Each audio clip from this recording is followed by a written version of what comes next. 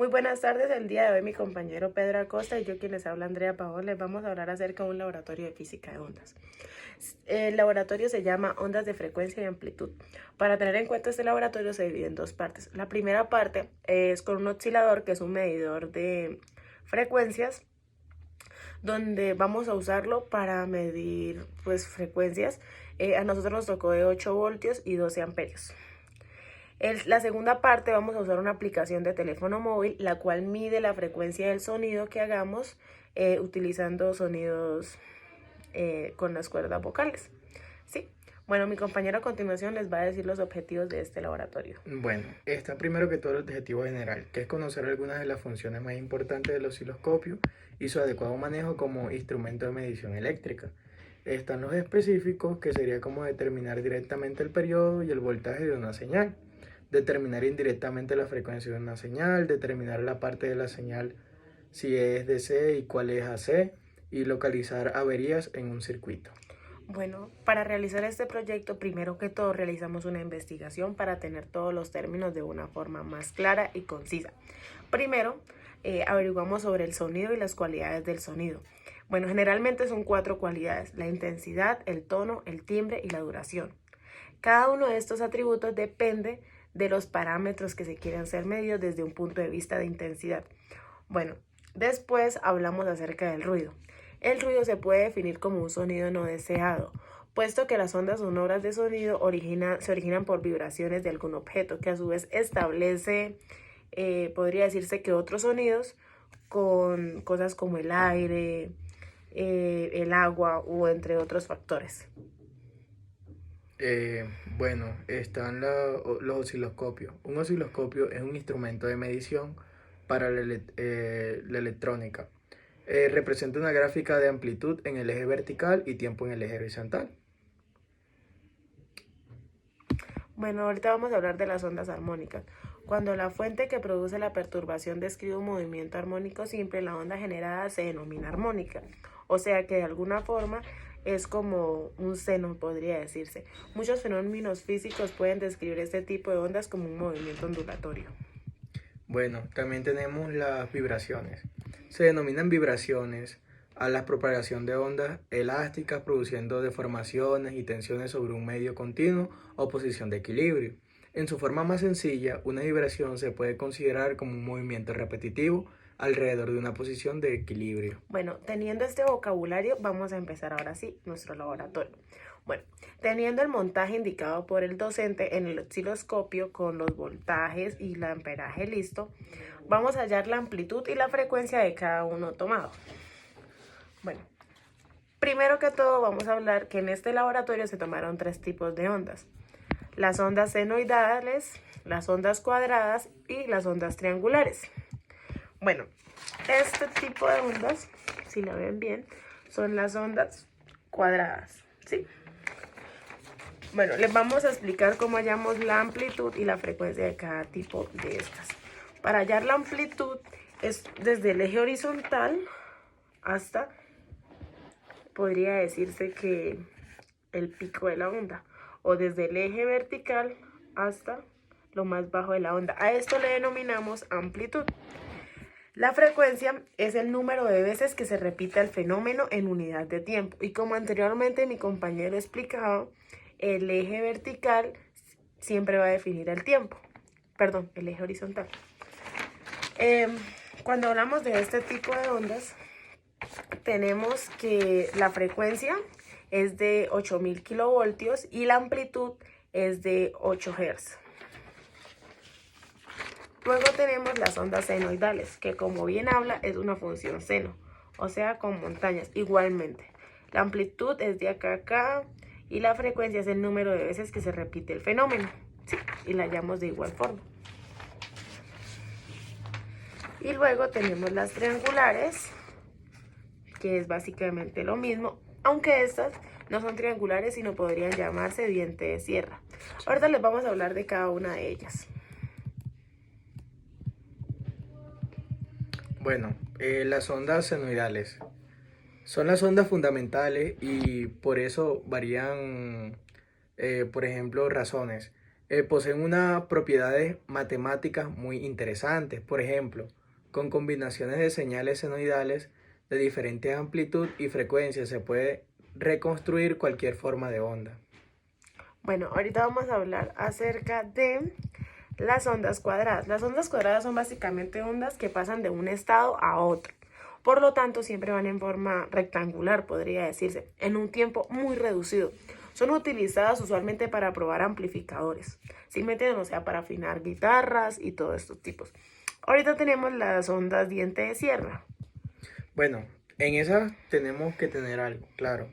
Se producen en circuitos diseñados para controlar voltajes linealmente, como pueden ser, por ejemplo, el barrido horizontal de un osciloscopio analógico o el barrido tanto horizontal como vertical de una televisión. Bueno, para tener claro los osciloscopios y dejar este tema como acá, tenemos en cuenta que existen dos tipos de osciloscopios, los analógicos y los digitales. El que nosotros usamos es digital. Los analógicos podría hacerse con el cosito que uno afina las guitarras, todas esas cosas. La caja de la música, que es de forma analógica. Bueno, pasamos al segundo punto de nuestro laboratorio, que es indicar si presenta distorsión, ruido o se asemeja en forma armónica. Para hallar esto, nosotros utilizamos una app que se llama SmartCube. Esta app tiene diferentes funciones. Ay, no sé si se mire bien. Bueno, esta app tiene diferentes funciones, donde según la vocalización y la onda que tú emitas por el sonido, esta app la toma, ¿sí? Bueno, en nuestro caso utilizamos un sonido donde nos generaba de cierta manera una onda senoidal. Este tipo de onda senoidal, cabe decir que obviamente va a haber una distorsión del sonido dependiendo de la nota vocal y que la sintonía de las cuerdas vocales afectan de forma armónica. Entonces, por tanto, es así. Les vamos a mostrar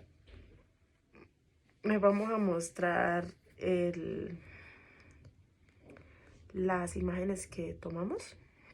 Básicamente es así, donde realizamos una nota.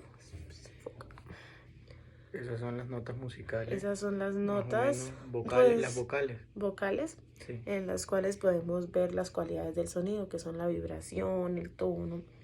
Bueno, la aplicación tiene, la verdad, diversos tipos. Ya tú puedes ponerlo en un plano, puedes que la inclinación sea diferente, que el tiempo de tu sonido sea menos, sea más despacio. Bueno,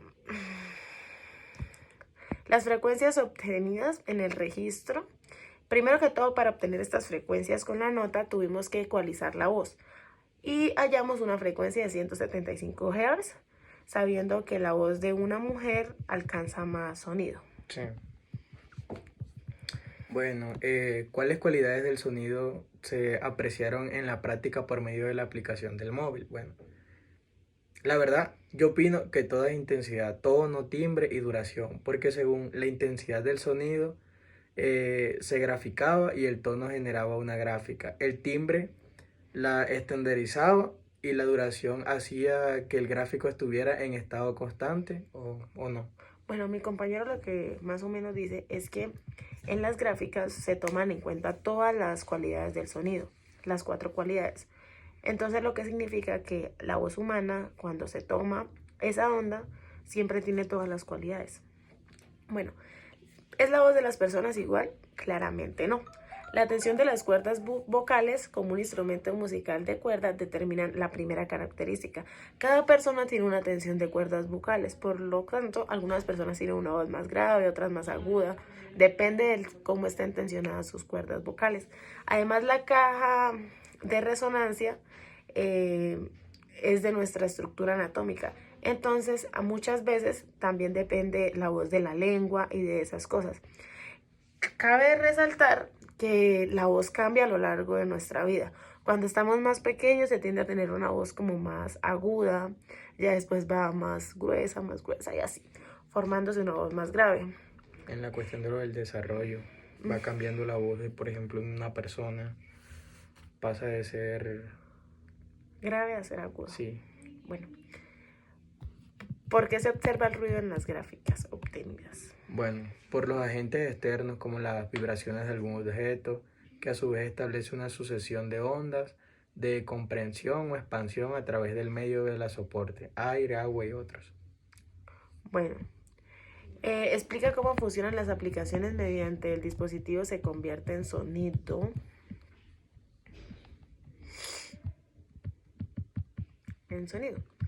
Bueno, para explicar cómo se convierte en el dispositivo, o sea, en el celular de sonido, a una señal eléctrica, tenemos algo que se llama el transductor, que es un dispositivo capaz de transformar o convertir la energía que se entra, o sea, la onda, en diferentes salidas, pero los valores son muy pequeños relativamente. Entonces, los teléfonos móviles tienen un transductor para que cuando uno emita la onda, él la tome y así se recoge el dato. Bueno, describa de qué otro modo pueden utilizarse estas aplicaciones para entender mejor los fenómenos ondulatorios. Las ondas ultrasonoras son una propagación de vibraciones en un medio material que posee las adecuadas condiciones de elasticidad. El valor de la longitud de ondas de las ondas de ultrasonido es muy pequeño, lo cual incide en los diferentes fenómenos asociados a la propagación de las ondas. Bueno, ahorita vamos a hablar acerca de... Ahorita vamos a hablar de los diversos tipos de ondas en la geología. Tenemos la reflexión, que básicamente lo utilizamos mucho en la ley de Snell. Cuando hablamos de los microscopios, usamos mucho este tipo de onda. La refracción igualmente se utiliza en el microscopio para mineralogía óptica. Luego tenemos la interferencia. Este lo utilizamos en petrología, en los microscopios petrográficos para describir los distintos tipos. Y luego tenemos la polarización, que también lo usamos en mineralogía óptica cuando queremos polarizar los minerales. Bueno, para continuar, mi compañero les va a finalizar con las conclusiones. Bueno, como conclusión, los movimientos de los medidores anteriores solo pueden conseguir variaciones instantáneas hasta un poco ciclo por segundos. De la misma forma, los oscilográficos de alta velocidad están limitados para señales por debajo de 50 Hz. Sin embargo, muchas señales de interés en las aplicaciones eléctricas tienen frecuencias muy por encima de estos límites y se debe encontrar otros mecanismos para medirlas o examinarlas. Bueno, muchísimas gracias por su atención. Gracias.